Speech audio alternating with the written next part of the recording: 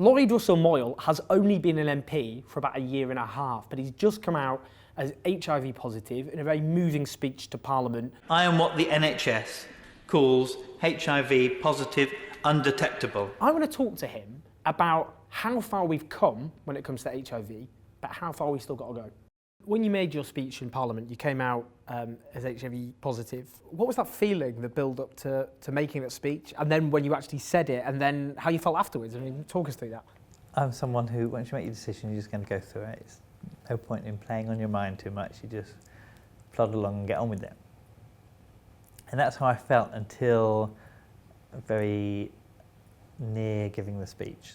Jeremy, who knew the day before, and he texted me in the morning saying, I'll try and come along if I can, Lloyd, to support you. So that was really nice. But he popped in, and he leant over and he kind of reached out and just said, we're really proud of what you're doing, good luck. And it started to make me tear up. And Emma, next to me, said, don't start crying before you've even spoken. So I was desperately trying to hold it together at that point. I stood up, and you see in my first few paragraphs, my voice is cracking a bit. Next year I will be marking an anniversary of my own. 10 years since I became HIV positive. It has been a long journey, from the fear of acceptance and today, hopefully, advocacy, knowing that my treatment keeps me healthy and protects any partner that I may have. Let's talk about your experience then. So, you realised that there was something up, didn't you? I had a few months where I had a cough and a chest infection. I went to the doctor on and off. No one thought it was HIV. That wasn't kind of the issue, but it did just linger. I remember that I was a SAB at Bradford University at the time, and I remember the Vice Chancellor kept saying, I can hear you coming before you enter the door because your cough is kind of, you can hear it down the corridor. And then I actually just went for a routine sexual health checkup. You know what they're going to be ringing up about, roughly. Chlamydia, gonorrhea, syphilis, HIV is probably the ones that they've kind of tested. Because they won't tell you what it is down the phone, and because they tell you need to come in quite quickly, you know it's probably something quite serious. Already that's the moment that you start to kind of panic a bit, but not fully. Did you think at that moment this could be HIV? HIV was one of those things that crosses through your mind. But you kind of are in this sense of disbelief still at that point as well. You go in there and they take you into they took me into a small little consulting room, not enough room even to lie down in, kind of like the size of a disabled toilet cubicle, kind of thing. And there were two people there. One is the counsellor and one is the person who took the blood. And that also starts to ring alarm bells. And then it kind of hits you. And it hits you, kind of that, I described it in the chamber as kind of like a wall hitting you. Kind of my feeling is that your insides just feel like they've been kind of ripped out, and at the same time your brain is kind of running a million miles an hour, and you're still at that point, you think it is some joke, you honestly think it's some candid camera, or you hope that it's some candid, and the line between what you think is reality and what you kind of hope is kind of very thin at that point. You're kind of hoping that your friends are going to pop round the door, or that maybe this is some like kind of new advanced safe sex lesson that the NHS has introduced to scare the shit out of you, and then they go, oh well no, but you were close this time, and actually you wish that they would, because you would prefer it to be that than something else. Then we already knew that it wasn't a complete death sentence. Like, it wasn't like I was going to die tomorrow. I knew that. But it doesn't mean that it doesn't feel as devastating when you're told it. But this is suddenly a huge, massive door slamming in your face, so that's what it feels like. And you think you won't be able to necessarily achieve or do things what you want to do. Now that's not the reality, but that's how it feels at the time, that you will be cut off. Did you tell other friends, family, relatives? I told my parents within a week. And I remember the first thing my dad said was fuck.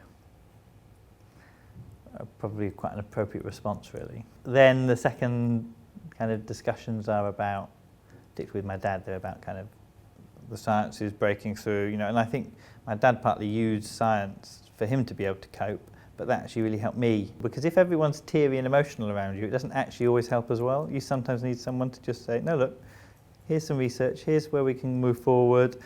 By the time you're 50, there'll probably be a cure for it anyway. So those things were really helpful to kind of allow me to kind of move forward.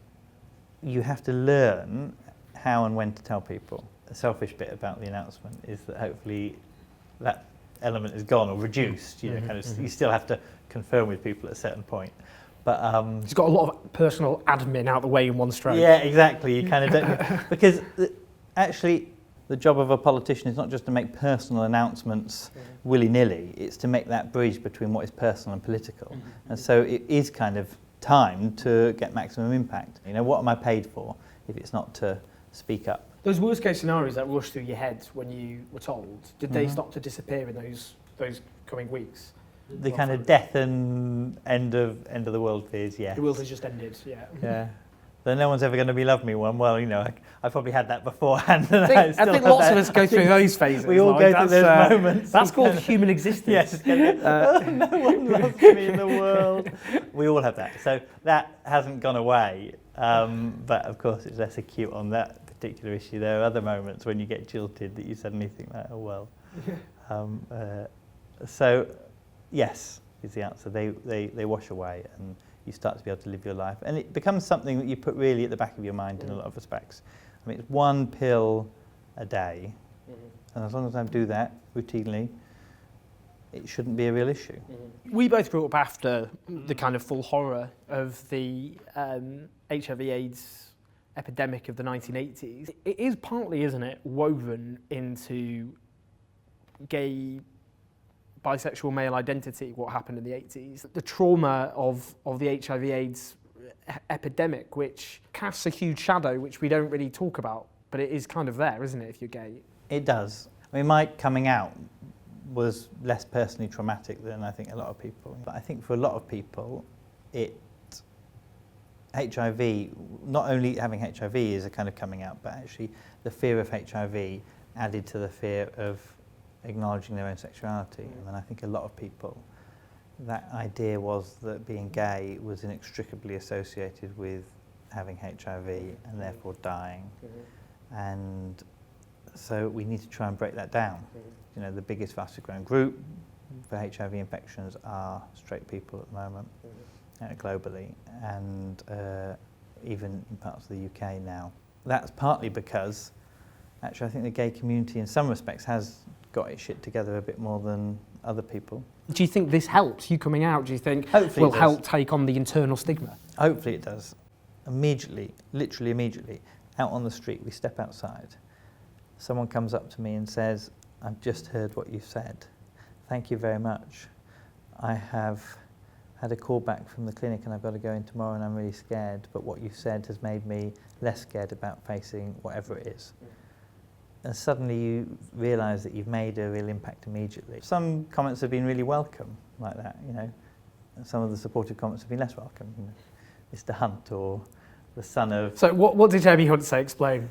Jeremy Hunt, the former health secretary, of course, he's now foreign secretary. He was, I'm not sure if he even wrote it, it's probably someone in his office, wasn't it?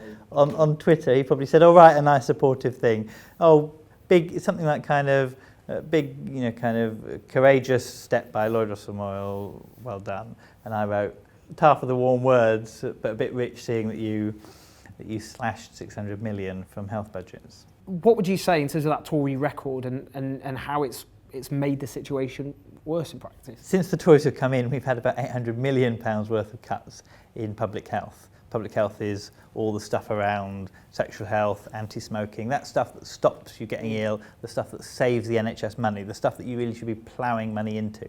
And under Jeremy Hunt's period, it was 600 million. But I actually think the biggest scandal is that they took public health completely out of the NHS.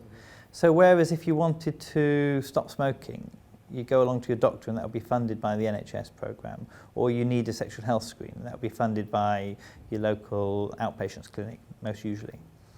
They moved it so your local council had to do it. And look, we all know about the disaster local councils having financially. When the government did that initially, they said until 2020 we'll ring fence it so councils have to continue doing public health. Post 2020, councils can choose to do public health if they want or not. Unless the government changes their course of action, you will see coming up councils having to make a choice Do they care for the old person in the home? Do they look after the kid that's being abused? Or do they offer a screening for HIV? I worry that the councils might not make easy decisions there, and maybe not even make the right decisions, because they're not health providers. No. So that structural change to me is the bigger crime that what the government has done in sexual health compared to what they've done with the whole NHS. Finally, watching this, there'll be two groups of people. There'll be some who are putting off getting tested and they're scared. And there are others who might be HIV positive but are scared to tell people around them. What do you say to those two groups of people? To those who haven't spoken out, it is a very personal thing. And I don't expect suddenly a rash of people to come out and declare themselves positive or not. But once you've offloaded it, it's so much easier just to go along. You walk around with a kind of a burden lifted from you. And I know it sounds corny to say that, but it is true to some extent. It doesn't mean suddenly everything is all right. It doesn't mean you won't have any problems. It doesn't mean that you won't worry about how to pay the next bill. It doesn't mean that you won't worry about all the normal things that we all worry about. But suddenly life becomes a little bit easier, and particularly when life for a lot of people is hard. But I would say to them, you do it in your own time, in your own way, in a way that you feel comfortable. Don't feel pressure. Because in the end, it shouldn't really matter. To people who are not getting tested, I say the line that I used in the speech, which is better to live in knowledge than die in fear. And it is quite literally that with HIV. I thought it was so compelling from Lloyd in terms of how far we've come, but there is a long way to go in terms of the stigma, in terms of having an NHS that's properly funded, in terms of PrEP, so we can actually stop HIV infections in this country, make them a thing of the past. But I want to hear your thoughts. I want to hear the thoughts of people maybe who are scared of getting tested, maybe people who were around in the 1980s during the HIV AIDS epidemic, people maybe who have HIV, people who know people with HIV. I'd love to hear your thoughts, your experiences, and also about what comes next. Now, we managed to have an interview without talking about Brexit. I've just ruined that now, just realised. I want to hear some other thoughts about who else I should interview in these tumultuous times. It's going to be a long few weeks. So please leave those suggestions. Click on our other interviews. We've got many to come. Leave your thoughts. As ever, subscribe. I'll see you next time.